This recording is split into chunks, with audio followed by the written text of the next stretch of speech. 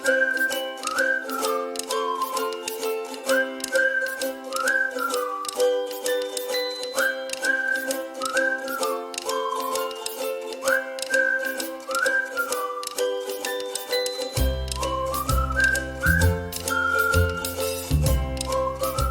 gente, boa tarde. Primeiro, eu queria agradecer vocês, o colóquio, pela oportunidade de falar aqui, a Carol e o Fausto pelos pareceres, que deram ótimas sugestões, e também pela ordem que vocês colocaram, porque vir logo depois da Adriana vai ser ótimo, porque eu já posso puxar um gancho aí.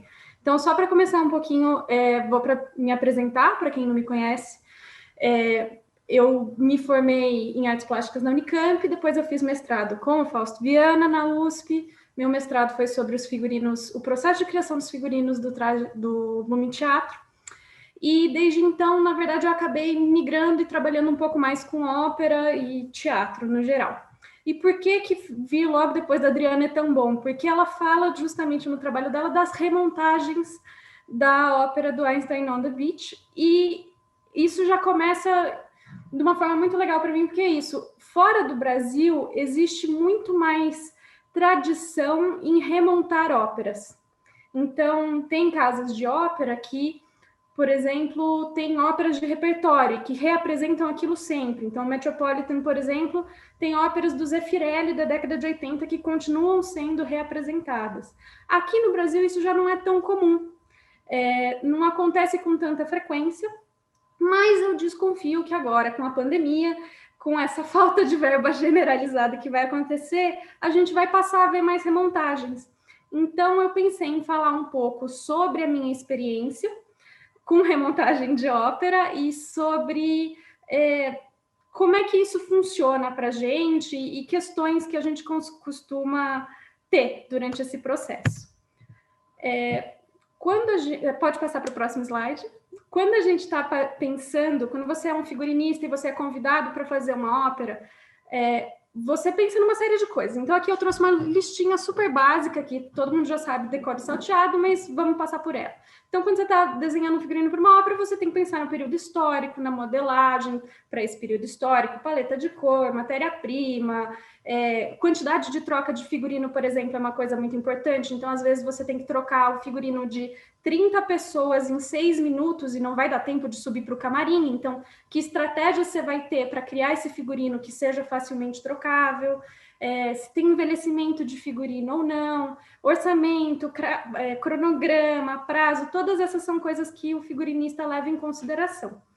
Mas nem sempre o figurinista, por ser uma pessoa que geralmente na ópera não é alguém que é da casa, digamos assim, não é do teatro, pensa nessa questão da reutilização do acervo mais a longo prazo. Então, é comum você deixar margens extras no seu figurino, mas talvez não pensar tanto na reutilização. Pode passar para o próximo slide. Então, assim, quando a gente finaliza as apresentações de uma ópera, do fim da última resta, os figurinos normalmente vão para o acervo, né? O acervo é um lugar onde a gente guarda todos esses figurinos, e aí eles podem ser usados tanto em outras óperas. Então, sei lá, tem um vestido preto ali que vai dar certo para minha ópera, eu posso pegar ele emprestado e reutilizar, quanto, em teoria, para fazer remontagens. Mas isso não é tão comum.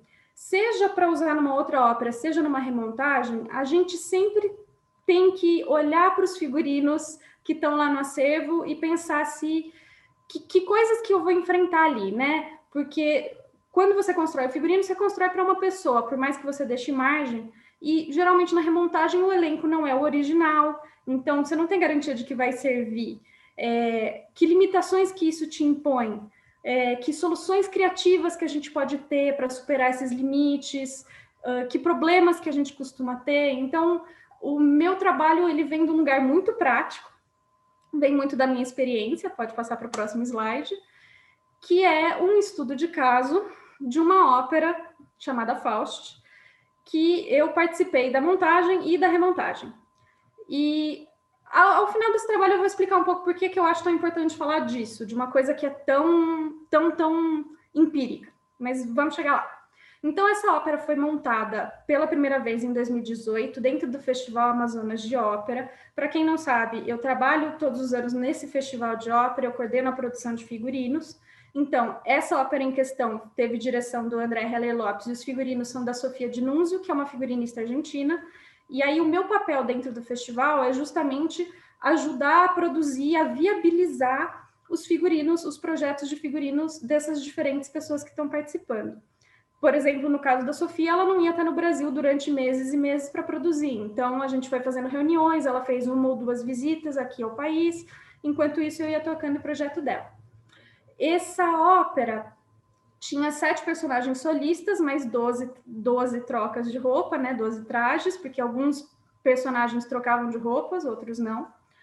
O coral do Amazonas tem 33 pessoas nas vozes mais agudas, né? Sopranos e contraltos, e tem 28 pessoas nas vozes mais graves, que são os tenores, baixos e barítonos. E somando esses 33 mais 28, dá aproximadamente 60 pessoas, só que tem 90 trajes que a gente fez para o coro, porque as mulheres usavam 2 roupas, então duplicava já aí esse número. E desde o princípio, o Festival de Ópera pediu para mim que esse figurino fosse pensado para ser reutilizado. Então, assim, olha, quando vocês forem executar o projeto da Sofia, por favor, leve isso em consideração, que a gente quer poder mandar esse figurino para outros teatros, a gente quer eventualmente poder remontar aqui, então leve isso em conta.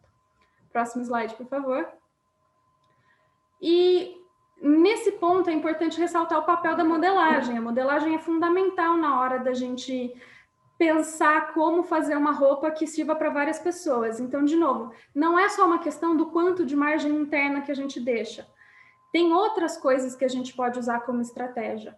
Aqui nesse slide, na foto da esquerda, a gente pode ver que tem 2 pequenas alçazinhas nessa costura lateral das costas, que foram uma ideia da modelista do projeto, a Paula Gascon, que ela deu essa sugestão da gente fazer a cintura mais larga do que a cintura das pessoas que iam usar as roupas, e aí a gente passasse um laço aí, que seria um laço tanto decorativo, quanto para ajustar essa parte da roupa. Então, isso foi uma ideia que ela teve que eu achei muito interessante, porque possibilita caber em vários corpos e possibilita você fazer um ajuste rápido sem ter que necessariamente passar pela máquina de costura.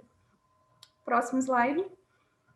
Aqui eu trouxe um exemplo, na verdade, de margens, né? Voltando à história das margens, que são figurinos, na verdade, do acervo do Teatro Municipal do Rio de Janeiro, porque quando eu fui fazer a remontagem, aí eu vou contar direito, eu tive que procurar algumas roupas extras, e aí eu estava fotografando a parte de dentro para mandar para a figurinista Sofia de Nunzio, que estava lá na Argentina, para a gente discutir se dava para alterar, não dava, assim, enfim, era viável ou não. E o que eu acho interessante primeiro, a gente ter essa referência do quanto de margem extra é possível de deixar, ou se existe um padrão para isso ou não.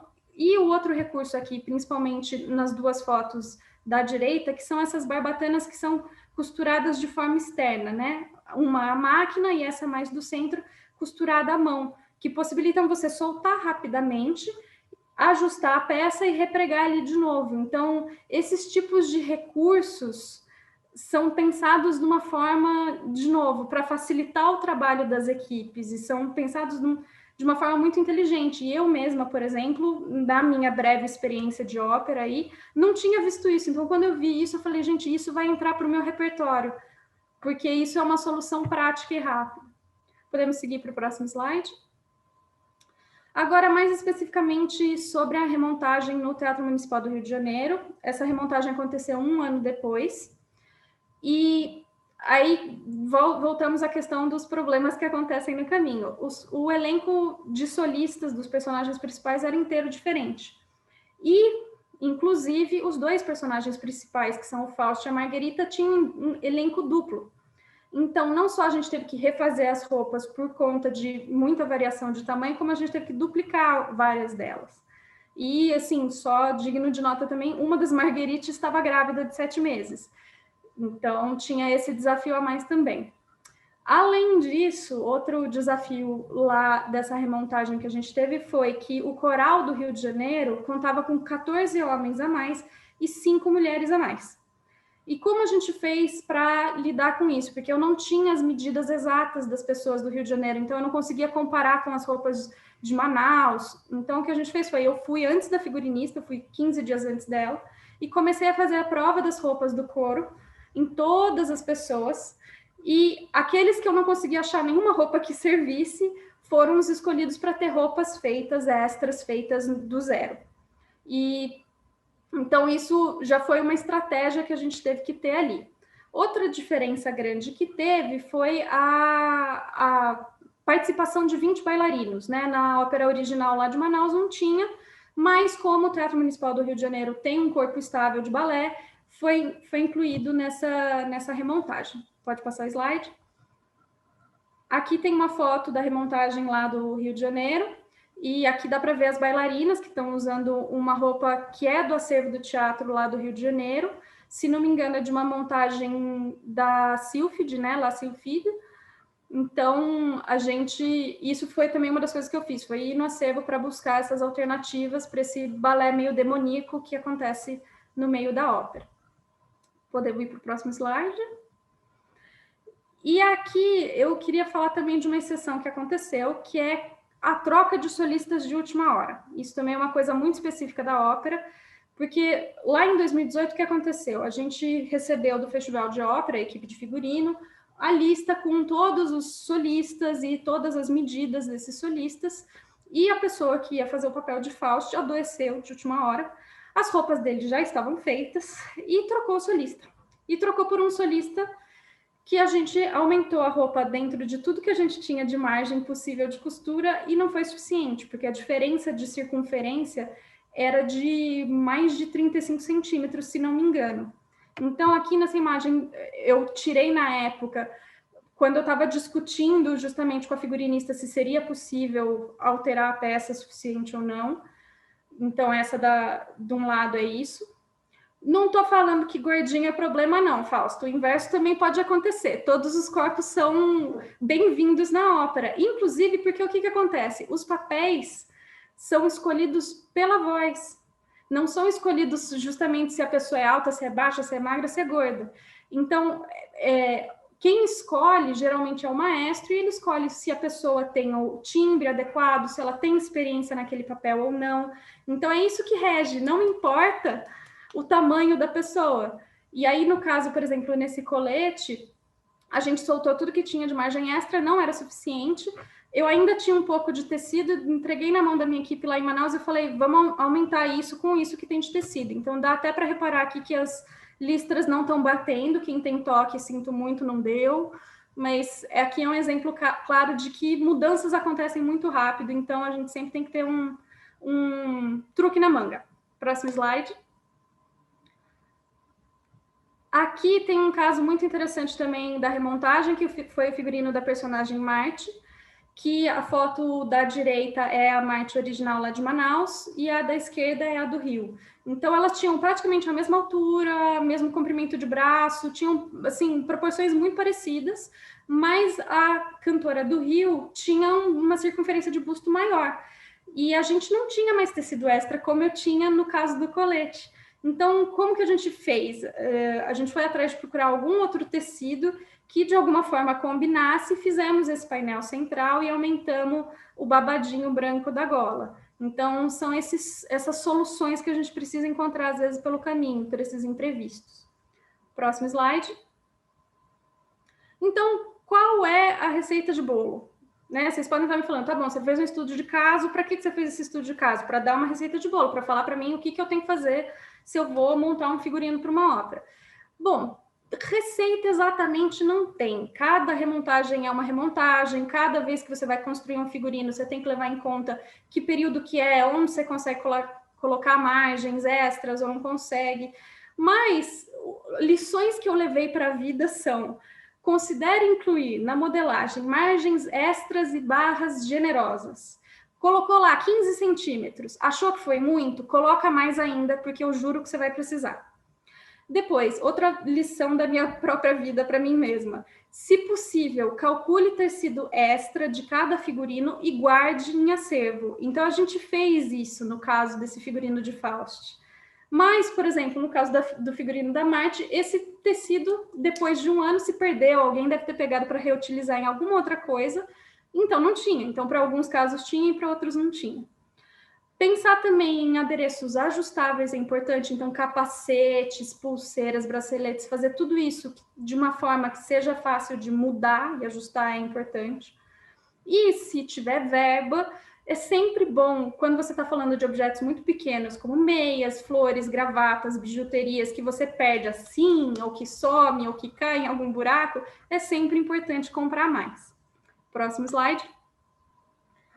Agora, por que eu estou falando de tudo isso? Por que eu estou falando de uma coisa que é tão da prática, que é tão corriqueira, de certa forma?